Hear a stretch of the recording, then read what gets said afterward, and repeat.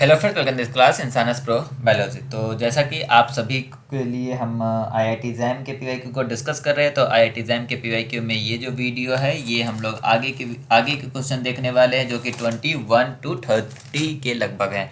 मतलब total 10 question इसमें हम डिस्कस करेंगे। ध्यान से देखिएगा, क्वेश्चन क्या है। Which one of the following statement about the photoproteins in plant is incorrect. याद रखिएगा, इनकरेक्ट की बात कही गई है। दूसरा मैं आपको बता दूं कि प्लांट्स मेरा कुछ ज़्यादा मजबूत नहीं है, इसलिए हम इस पर ज़्यादा आपके साथ डिस्कस नहीं कर सकते, बट जितना मुझे इन्फॉर्मेशन है उतना हम आपको बता दें। फोटो प्रोटीन जो है दो तरीके के हैं। एक है फोटो फोटोट्रोपिन्स, एक है फोटोट्रोपिन और दूसरा है क्रिप्टोक्रोम।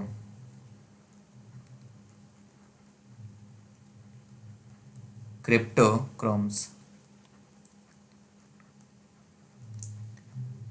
ये दोनों के दोनों फोटोट्रोपिन्स एंड क्रिप्टोक्रोम्स, ये दोनों के दोनों जो है वह आपका ब्लू लाइट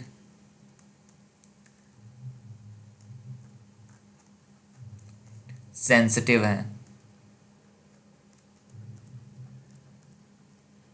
अगर आपको इतना भी याद है तो आप इनकरेक्ट को पता लगा सकते हो, क्योंकि मुझे इतना ही आता था और मैंने इतना से ही इसको पता लगाया। यहाँ पे इन्होंने दे रखा है phytochromes are activated by red light. Okay, कोई दिक्कत नहीं। यहाँ पे है फाइटोक्रोम्स, मतलब जो प्लांट में पाए जाते हैं वो एक्टिवेटेड बाय रेड लाइट। दूसरा है phytochromes are inactivated by far red light. अगर ये सही होगा, ठीक, तो यह भी सही होगा। अगर ये गलत होगा तो ये भी गलत होगा।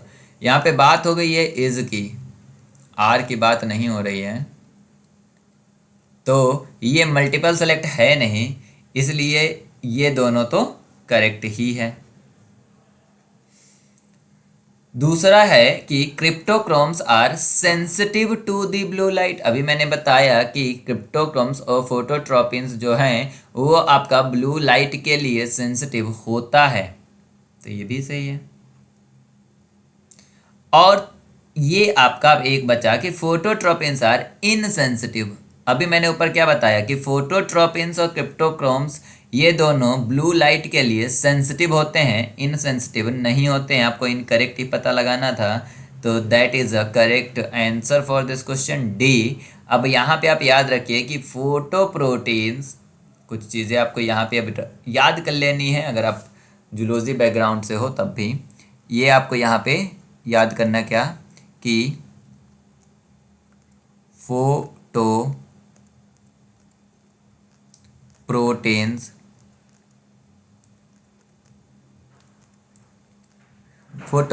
में क्या याद करना है। सबसे पहला पॉइंट एक होता है आपका फाइटोक्रोम,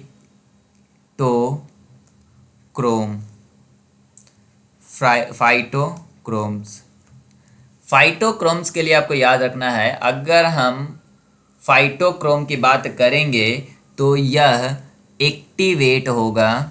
फाइटोक्रोम जो है हमारा क्या होगा, एक्टिवेट होगा। कब? जब हम प्लांट को रेड लाइट देंगे। क्या मैंने कहा? फाइटोक्रोम्स एक्टिवेट होगा जब हम प्लांट को रेड लाइट देंगे। यहीं पे अगर हम इसको इनएक्टिवेट अगर हमें करना है, क्या करना है हमारा, इनएक्टिवेट करना है। अगर हमें इनएक्टिवेट करना है तो हम रेड लाइट की जगह फॉर रेड लाइट देंगे। अगर हम प्लांट को फॉर रेड लाइट में, मतलब फॉर रेड लाइट एक्सपोज करते हैं, तो उस समय हमारा फाइटोक्रोम्स जो है वो क्या हो जाता है, इनएक्टिव हो जाता है। दूसरा आपका फोटोट्रोपिन्स है और है आपका क्रिप्टोक्रोम्स। तो फोटोट्रोपिन्स और क्रिप्टोक्रोम्स बोथ जो है ये दोनों जो है वो ब्लू लाइट से सेंसिटिव होते हैं। ये आपको यहाँ पे याद रखना है, ये दोनों ब्लू लाइट के सेंसिटिव होते हैं।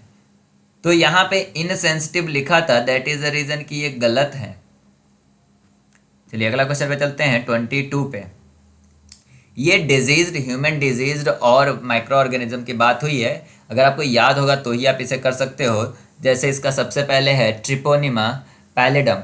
ट्रिपोनिमा पैलिडम जो है वूफिंग कफ के लिए जाना जाता है। ह्यूमन के अंदर जो डिजीज है जिसके लिए ट्रिपोनिमा पैलिडम ज़्यादा मतलब जाना जाता है वो है वूफिंग कफ, मतलब कफ, मतलब आपका हो गया P3।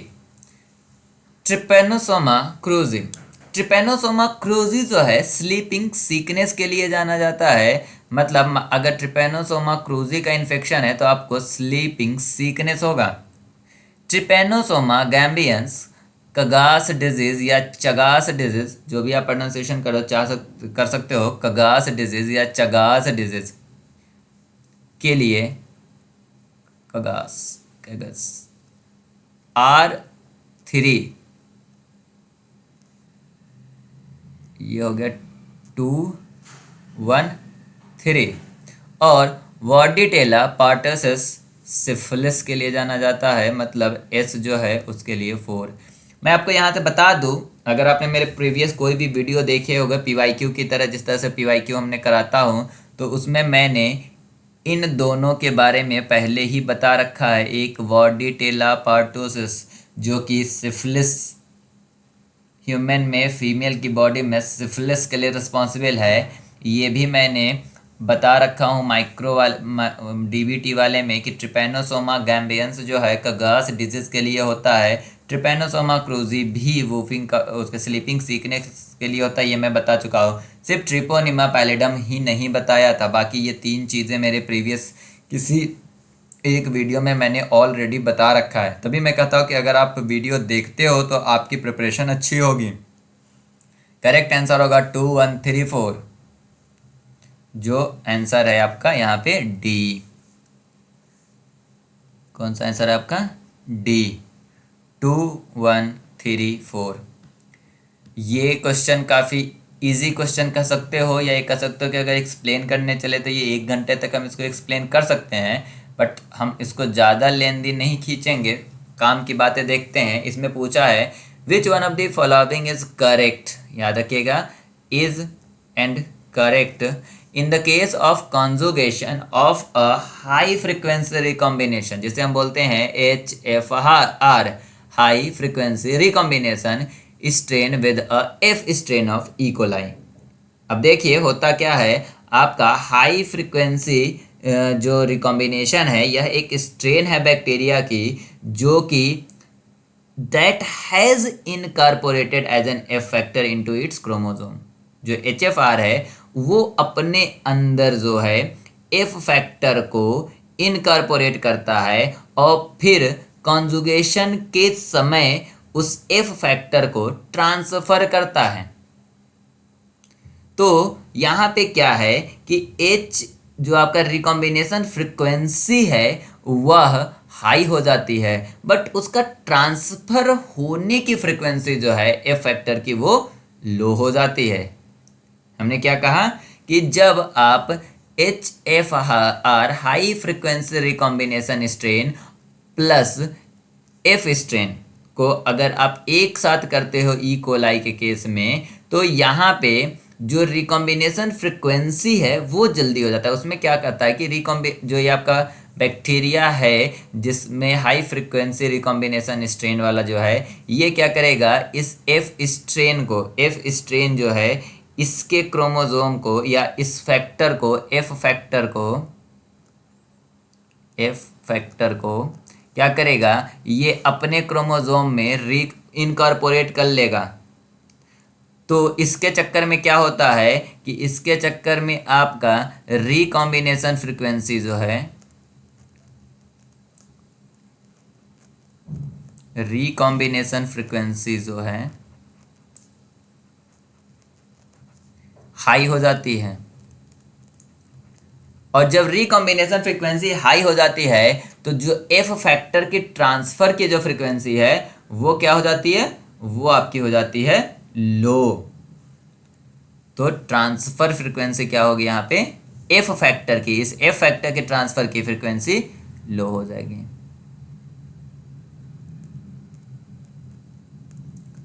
ट्रांसफर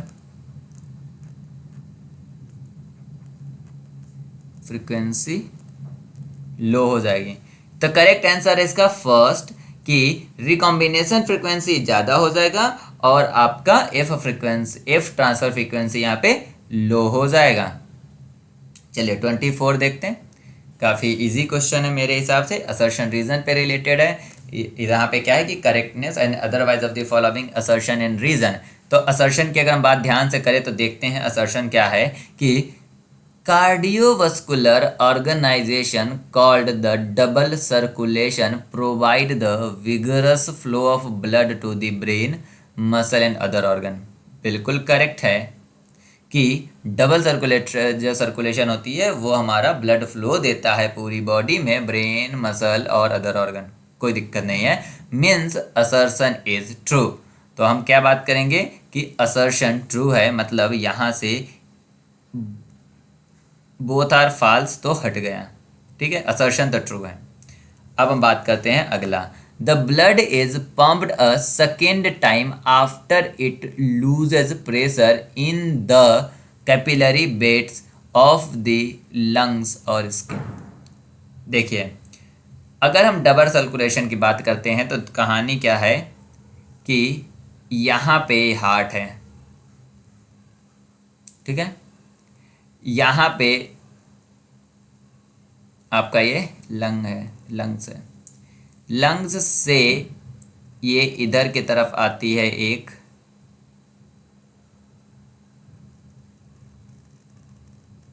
और इस हार्ट में इंटर होती है। फिर ये हार्ट में इंटर होके कुछ इस तरह से ये वापस, मतलब मैं एक डमी डायग्राम बना रहा हूँ, ध्यान दीजिएगा, ये इधर की तरफ जाएगी और ये फिर से इसमें आएगी,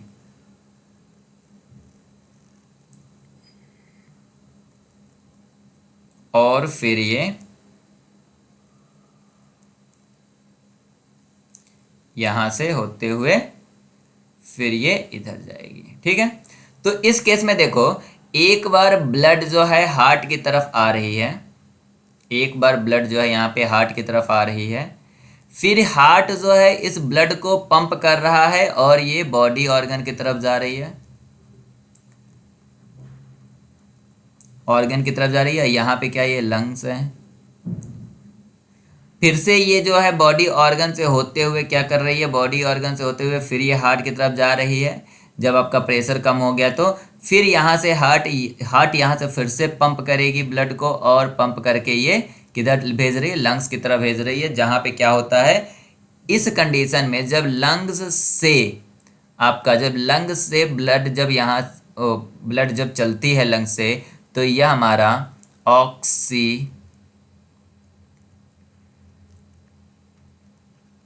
ऑक्सीजनेटेड ब्लड होता है।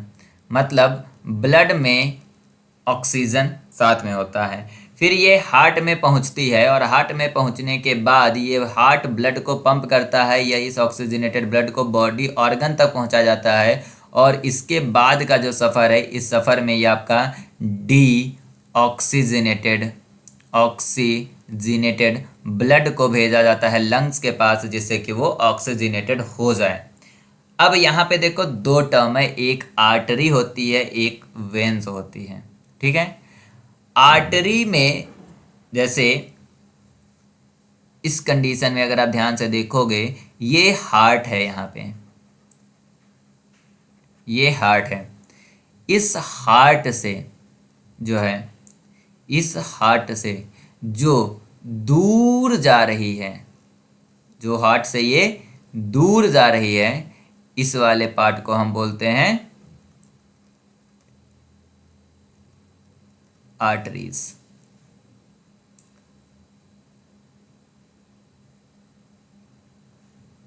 और जो हार्ट से जा रही है।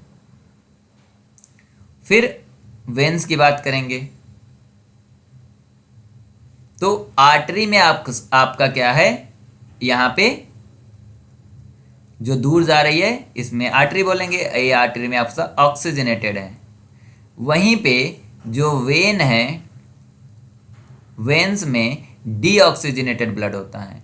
बट अगर हम यहाँ पे लंग्स से हार्ट के बीच की बात करेंगे तो जो लंग्स से हार्ट के बीच के जो है उसे हम पल्मोनरी टर्म से यूज करते हैं। और पल्मोनरी के केस में हार्ट से जो जाने वाला जो वेन है वो आता है आपका ये वाला पार्ट जिसमें डीऑक्सीजनेटेड ब्लड है, और तो इसे हम बोलते हैं पल्मोनरी, क्योंकि ये दूर जा रही है आर्टरीज। उसी तरह पास आ रही है तो इसे हम बोलेंगे पल्मोनरी वेन। तो याद रखिएगा कि पल्मोनरी आर्टरीज में डीऑक्सीजनेटेड ब्लड होता है, बट वैसे आर्टरीज में ऑक्सीजनेटेड ब्लड होता है। उसी तरह वेन्स में डीऑक्सीजनेटेड ब्लड होता है, बट पल्मोनरी वेन्स में हमारा ऑक्सीजनेटेड ब्लड होता है। तो यहाँ पे क्या है कि रीजन इज आल्सो करेक्ट, तो ये तो आप हटा दीजिए, तो रीजन तो करेक्ट है। अब अगर आप ध्यान से देखोगे तो डबल सर्कुलेशन जो है, डबल सर्कुलेशन की जो बात हो रही है उसका करेक्ट एक्सप्लेनेशन आपका यहाँ पे रीजन दिया हुआ है। तो या कह सकते हो कि जो रीजन है वो बिल्कुल करेक्ट है एज असर्शन के लिए। तो ये क्या हमारा both A and R correct and R is the correct reason for A. तो A is the correct answer. Okay, चलिए 25 देखते हैं। काफी अच्छा क्वेश्चन है, काफी इजी क्वेश्चन है। बोला है inability in human to taste the capsaicin resides in the single gene difference between two allele capital P and small p. The allele P for testing is dominant over the non-testing allele. Non-testing allele मतलब small p in the population 400 individual in Hardy-Weinberg equilibrium. Hardy-Weinberg equilibrium का मतलब है कि evolution नहीं हो रहा है। और 64 is the non-tester. 64 मतलब स्मॉल पी जो है वो आपका है 64। तो अगर हम ये स्मॉल पी की बात करें जो कि हमारा क्या है 64, जिसको हम हार्डी-विनबर्ग में क्यू स्क्वायर से रिप्रेजेंट करते हैं। और क्यू स्क्वायर की जब हम बात यहाँ पे करेंगे तो इस हम 64 को हम किस में बदल देंगे, फ्रीक्वेंसी में बदल देंगे। तो 64 को जैसे ही हम फ्रीक्वेंसी में बदलना चाहेंगे तो इसको हमें क्या करना होगा, 400 से डिवाइड करना होगा। करेक्ट। तो देखो क्यू स्क्वायर जो है वो क्या होगा हमारा 400 से, जब 64 को अगर हम डिवाइड करते हैं तो देखो 4 1 जा 4, 6 में से 4 गया आपका बच्चा 2, तो 6 4 जा 24, तो ये हो जाएगा आपका 100। मीन्स 16/100 जो है ये होगा क्यू स्क्वायर। मीन्स 0.16 जो है वो क्यू स्क्वायर होगा। ये जो है क्यू स्क्वायर कौन सा है हमारा, नॉन टेस्टर है। और अगर नॉन टेस्टर हमारा ये है क्यू स्क्वायर, तो हमें यहाँ से क्यू की वैल्यू पता चल जाएगा। और क्यू की वैल्यू हम पता करेंगे तो क्या होगा, √0.16 मीन्स 0.4। ये हो गया आपका क्यू। चूंकि ये क्या है हमारा पॉपुलेशन है हार्डी-विनबर्ग इक्विलिब्रियम में, means P plus Q equal to आपका होगा 1। तो P इक्वल टू होगा 1 माइनस Q, और 1 minus Q means 1 minus 0.4 equal to 0.6। आपसे क्वेश्चन पूछा है हेटेरोजाइगस, तो अगर हम फ्रीक्वेंसी निकालें फ्रीक्वेंसी ऑफ हेट्रोजाइगस। फ्रीक्वेंसी अब अगर हम हेट्रोजाइगस निकालते हैं तो 2pq होगा। 2p हमारा 0.6 एंड q हमारा 0.4 मीन्स 0.0.48। 0.48 जो है आपका 2pq है। फ्रीक्वेंसी की जब बात करें तो समझ लो हम क्या कहना चाह रहे हैं कि 100 में 48 हैं, या ये कह सकते हो कि इतनी फ्रीक्वेंसी है, 0.4 है एक में। अगर एक होता कहीं पे, अगर हम इसको मैथमेटिकल में हम क्या कह पा रहे हैं, इसको हम छोटा कर पा रहे हैं, सिंपल कर पा रहे हैं एक के कंसीडर करके, तभी हमने p plus Q equal to 1 कहा। यहाँ पे क्या हो गया, 48 हो गया। तो अगर हम नंबर ऑफ इंडिविजुअल की बात करें, number of individuals equal to होगा हमारा 2pq और टोटल नंबर ऑफ पॉपुलेशन। अगर हम 2pq की बात करेंगे तो 0.48 है और टोटल नंबर ऑफ पॉपुलेशन आपका 400 है, तो 8 4 जा 32, 4 4 जा 16, 17, 18, 19 एंड 2 0, 1 2 डिसमल के बाद मीन्स 192 नंबर ऑफ इंडिविजुअल जो हैं वो होंगे हेट्रोजाइगस कंडीशन में। हेट्रोजाइगस कंडीशन में कितने होंगे, 192। तो इस तरह से आप सिंपल हार्डी वेनबर्ग का प्रिंसिपल यूज करके क्वेश्चंस को सोल्व कर सकते हो। इसमें कोई टेंशन नहीं है, कोई प्रॉब्लम भी नहीं है। अगर आपको इस वाले क्वेश्चन में प्रॉब्लम है तो नीचे इसे वीडियो को पॉज करके एक बार ध्यान से देखो मैंने क्या करा है।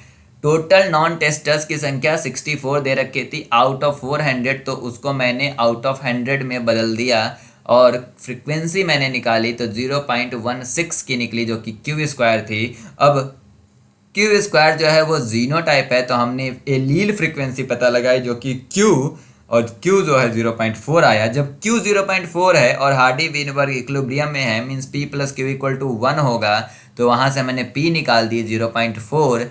उसके बाद मैंने फ्रीक्वेंसी ऑफ हेट्रोजाइगस निकाल दी जो कि 2pq है। 2pq से 0.48 आया और 0.48 को मल्टीप्लाई कर दिया 100 से 192 आया।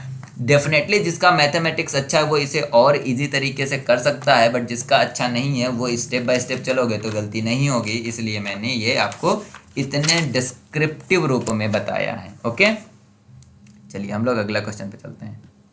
अगला क्वेश्चन काफ़ी इजी है। इन्होंने पूछा है तो जेनेटिक लिंकेज मैप जो है वो क्या बताता है, जिसको हम सेंटीमॉर्गन मैप यूनिट के नाम से जानते हैं। सेंटीमॉर्गन के नाम पे बताया गया था। मैप यूनिट जो है ये, या जेनेटिक मैप जो है, इसकी जो खोज करने वाले बंदा उसका नाम है अल्फ्रेड। कभी एक बार पूछा गया ये नाम भी, अल्फ्रेड एच, अब इसका प्रोनाउंसिएशन खुद कर लो, एस्टरटीवेंट,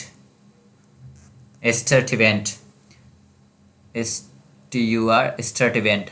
तो ये देख लेना क्या है। तो अल्फ्रेड एच स्टर्टिवेंट जो है ये इनके खोज करता है, मतलब ये जेनेटिक मैप बनाया, लिंकेज का जो मैप है वो बनाया है, और इसकी जो यूनिट है उसे हम क्या बोलते हैं, मैप यूनिट। इसी को हम दूसरी भाषा में सेंटीमॉर्गन बोलते हैं। क्या बोलते हैं हम इसे ही, सेंटीमॉर्गन बोलते हैं। और जो मैप, जेनेटिक मैप है वो दिखाता क्या है, वो हमें relative location of the gene on the chromosome.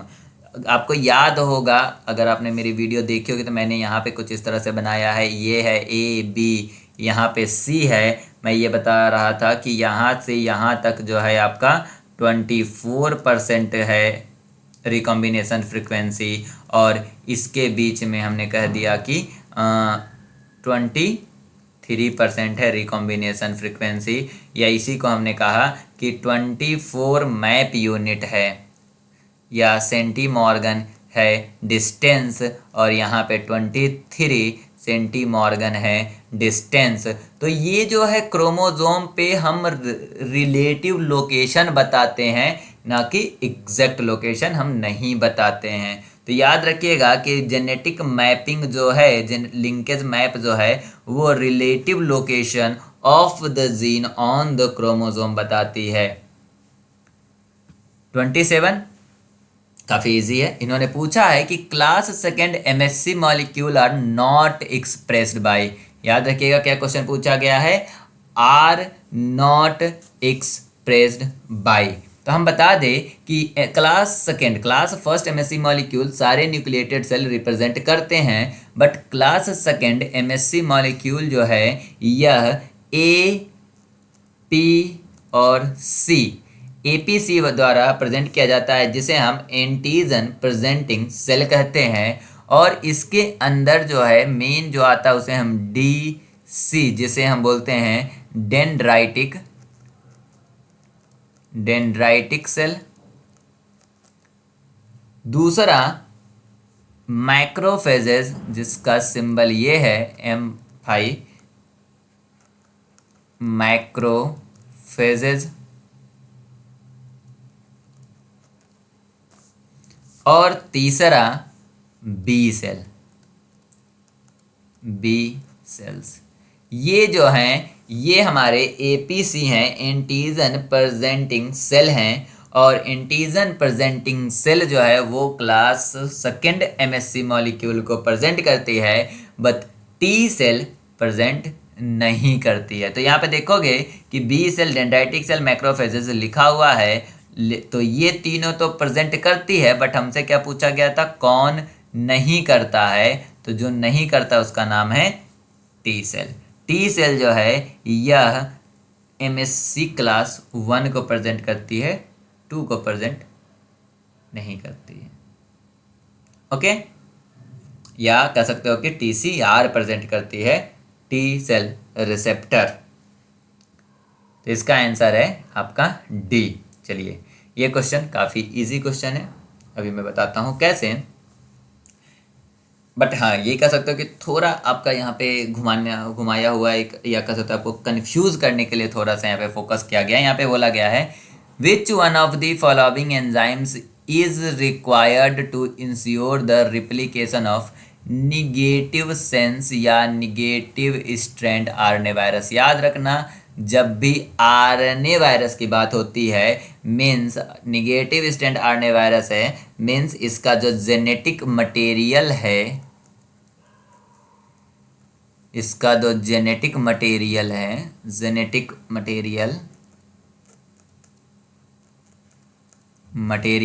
वो आपका आरएनए होगा।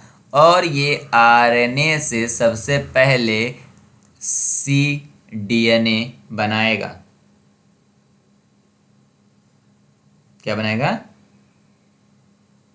अगर आपका जेनेटिक मटेरियल है आरएनए, अगर आपका ये जेनेटिक मटेरियल आरएनए है, इसलिए हम इसे क्या बोलते हैं, इसे हम बोले negative strand RNA virus.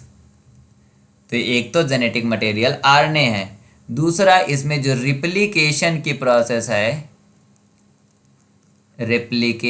Process है, इसके अंदर जो पॉलीमरेज यूज होगा वो आरएनए पॉलीमरेज होगा, बट वो होगा आपका आरएनए डिपेंडेंट, क्योंकि ये आरएनए टेम्पलेट ही यहाँ पे यूज कर रहा है, या कह सकते हो कि आरएनए का सहारा ले रहा है, इसलिए इसे बोलेंगे आरएनए डिपेंडेंट। फिर आगे आरएनए पॉलीमरेज, क्या हमारा है, निगेटिव स्ट्रैंड आरएनए वायरस का जो जेनेटिक मटेरियल होगा वो एक तो आरएनए होगा, और दूसरा यह रिप्लिकेशन में जो यूज करेगा वो RNA dependent RNA polymerase use करेगा, जो कि रिप्लिकेशन को इंश्योर करेगा। तो यहाँ पे क्या है, डीएनए डिपेंडेंट नहीं होगा, डीएनए पॉलीमरेज नहीं होगा, आरएनए डिपेंडेंट डीएनए पॉलीमरेज नहीं होगा, बल्कि आरएनए डिपेंडेंट आरएनए पॉलीमरेज होगा। अगला क्वेश्चन देखते हैं। यहाँ पे लिखा है the survivorship between the birth rate and the degree of survival, जो कि यहाँ पे दे रखा है human birth is an obstetric hospital is shown in the figure below. ठीक है, यहाँ पे बोला है कि model of selection for the birth. अगर आप इसको ध्यान से देखोगे तो ये ग्राफ कुछ इस तरह से बना हुआ है, सॉरी मैंने भी गलत बनाया, ये कुछ इस तरह से बना हुआ है ग्राफ। मतलब क्या है कि एक्सट्रीम लेस वेट और एक्सट्रीम हाई वेट दोनों की संख्या, फ्रीक्वेंसी या डिग्री ऑफ सर्वाइवल वो कम है। क्या बात हुआ यहाँ पे कि एक्सट्रीम हाई वेट और एक्सट्रीम लो वेट दोनों की जो सर्वाइवरशिप है या जो सर्वाइवल है वो इसमें फिगर में कम हो रहा है, क्योंकि यहाँ पे देखो ये हमारा डिक्लाइन होते हुए नीचे जा रहा है। तो जो मीडियन बर्थ वेट थे, जो बेबी जो थी वो अगर उनका बर्थ वेट अगर मीडियन था, ऐसे कंडीशन में वो जो है ज़्यादा ग्रो करे थे, मतलब वो सरवाइव कर रहे थे। कोई भी ग्राफ अगर आपको इस तरह से मिले, ध्यान देना कि कोई ग्राफ जैसे पहले कुछ इस तरह से था, बाद में पता चला कि कुछ जनरेशन बाद यह जो है इधर की तरफ मूव करने लगा इस तरह से। मतलब क्या है, पहले यहाँ था, अब वो यहाँ चला गया, उसके बाद फिर यहाँ से वो इधर जाने लगा। मतलब एक तरफ, एक ट्रेट की तरफ फेवर हो रहा है। और ऐसा अगर ग्राफ मिलता है तो इसे हम क्या बोलते हैं, डायरेक्शनल। ठीक है, एक हो कि एक लो वाला जो है वो जाए ऊपर और हाई वाला चला जाए ऊपर, बीच वाला जो है वो चला खत्म हो जाए।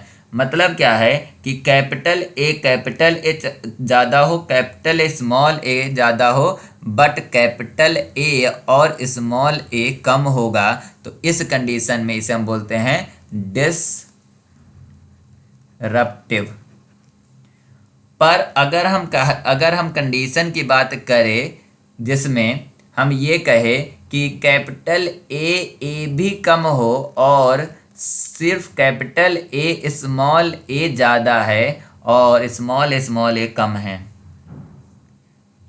तो ऐसे में इसे हम बोलते हैं स्टेबलाइजिंग।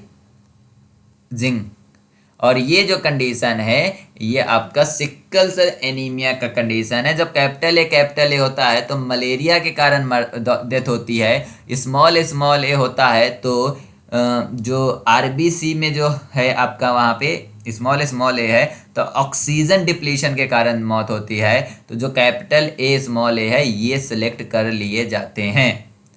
ये स्टेबलाइजिंग मोड ऑफ सिलेक्शन का एग्जाम्पल है। और डाइवर्सिफाई में है कि ये डाइवर्सिफाई हो जाता है। तो यहाँ पर का जो आंसर है वो है आपका डी, स्टेबलाइजिंग सिलेक्शन।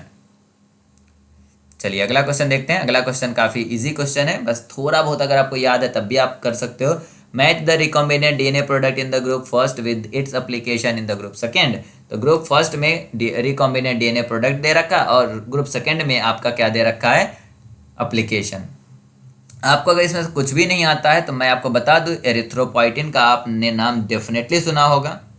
और एरिथ्रोपोइटिन जो है यह हिमेटोपोइटिन के नाम से जानी जाती है, जो कि एक ग्लाइकोप्रोटीन है। ये साइटोकाइंस, ग्लाइकोप्रोटीन साइटोकाइंस है, यह किडनी के द्वारा रिलीज करी जाती है। और एरिथ्रोपोइटिन का जो मेन काम है, ये आपको पता चल रहा है, एरिथ्रोपोइटिन जो है एरिथ्रोसाइट, जो कि हमारा क्या है, जब एरिथ्रोसाइट की हमारी बॉडी में कमी होती है तो उसे हम एनीमिया के रूप में, मतलब उसे हम एनीमिया कहते हैं। तो अगर एरिथ्रोपोइटिन आपको बाहर से दिया जा रहा है तो वो क्यों दिया जा रहा है, क्योंकि आपको एनीमिया है, आपकी किडनी जो है एरिथ्रोपोइटिन नहीं बना पा रही है। मीन्स क्यू जो है वो जाएगा आपका 2 के साथ, क्यू जो है वो जाएगा आपका 2 के साथ। तो ये भी चला गया ख़त्म, ये भी सी भी चला गया क्योंकि इन्होंने क्यू को 1 के साथ करा है, और ये भी आपका चला गया, क्यू को इन्होंने 3 के साथ करा है।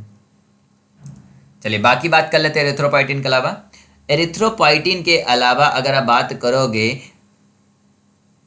टिश्यू प्लाज्मिनोजेन एक्टिवेटर, जो आपका ये टिश्यू प्लाज्मिनोजेन एक्टिवेटर है, यह फैसिलिटेट करता है किसको? ब्लड क्लॉट को, और यह रिलीज होता है हमारा एंडोथेलियल सेल से। जो टिश्यू प्लाज्मोजेन एक्टिवेटर है यह आपका फैसिलिटेट करता है किसको? ब्लड क्लॉट के ब्रेकडाउन को। क्यों? क्योंकि इसके पास सीरीन प्रोटीएज होता है जो पेप्टाइड बॉन्ड को क्लीव करता है, और उससे क्या होगा? आपका ब्लड क्लॉट जो है उसका ब्रेकडाउन होगा। और चूंकि ब्लड क्लॉट को ये ब्रेकडाउन कर रहा है, मीन्स ये कहीं ना कहीं आपका हार्ट अटैक के ट्रीटमेंट में हम इसे यूज़ कर सकते हैं। तो TPA, जिसे हम emergency treatment of heart attack के लिए यूज़ करते हैं, टिश्यू प्लाज्मिनोजेन एक्टिवेटर, जो कि रिलीज होता है एक नॉर्मल बॉडी में एंडोथेलियल सेल से। सुपर ऑक्साइड डिसम्यूटेज की अगर हम बात करते हैं तो यह टिश्यू डैमेज के लिए यूज हो सॉरी ये जो है हमारा टिश्यू डैमेज को प्रिवेंट के लिए हम इसे यूज करते हैं। और इंटरफेरॉन जो है यह स्टिमुलेट करता है सेल को वायरल रिप्लिकेशन, मतलब ये हमारा stimulate the cells to inhibit the viral replication को इनहिबिट करने के काम आता है। तो इसका आंसर है ए। अगर आपको वीडियो समझ में आ रहा है और वीडियो से अगर आपको फ़ायदा हो रहा है तो हम आपको ये कहेंगे कि वीडियो को लाइक भी करके चले जाया करो। अगर अच्छा लगा है तो दोस्तों के साथ शेयर करो, अपने जूनियर के साथ शेयर करो। चलो फिर, बाय बाय।